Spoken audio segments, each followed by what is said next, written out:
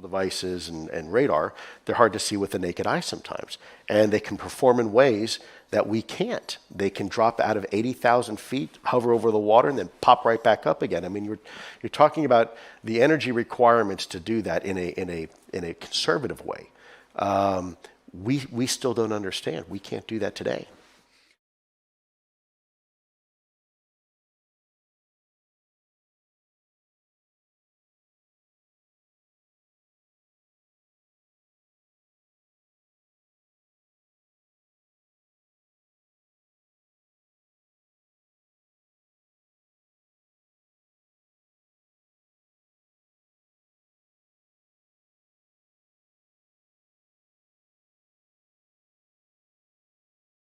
Acceleration. If I may, I'll just take 10 seconds.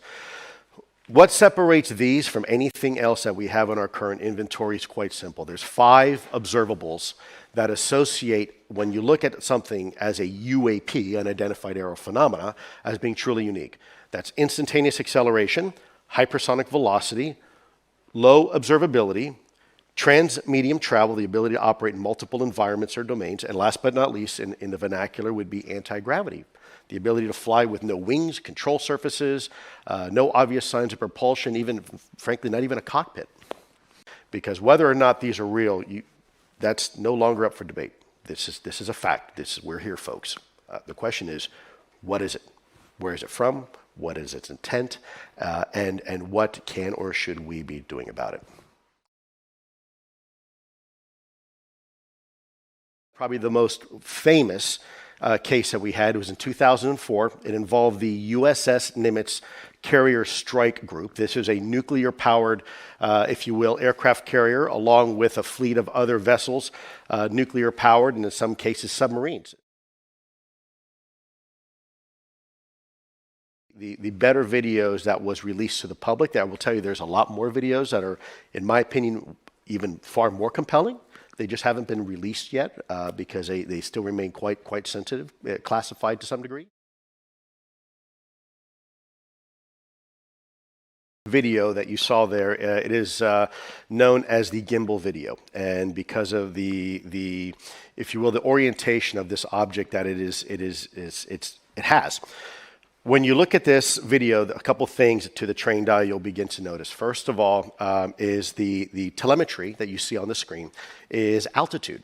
Now, when an aircraft banks 90 degrees, you hear what they say, wow, this is compelling and the thing is rotating. Well, not only is it rotating, but it's not losing lift. So aircraft that have wings, whenever you're going to do a bank and you're going to turn, when you do that, you lose lift and you lose altitude. And yet this is not losing altitude. And as you hear them say, it's going 120 knots against the wind, right? So we're not talking about a balloon.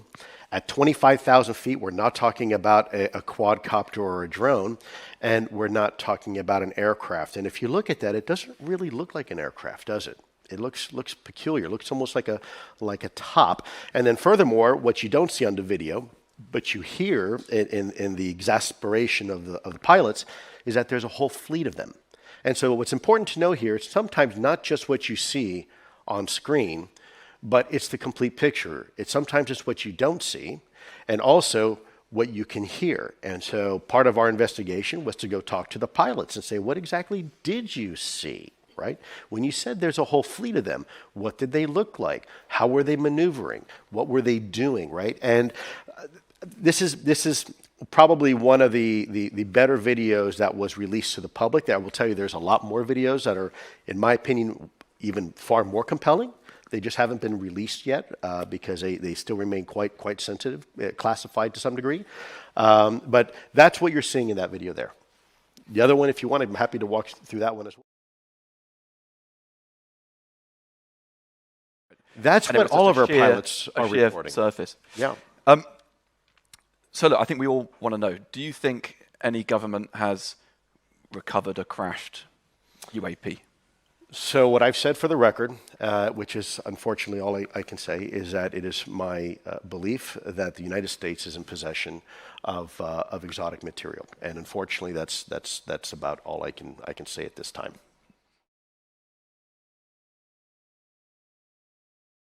Controlled. or do you think there's something piloting them? Well, they're certainly intelligently controlled, as we saw with Dave Fravor and other examples I can't discuss here, where they are reacting to our action. So there is a stimulus and there is certainly a response.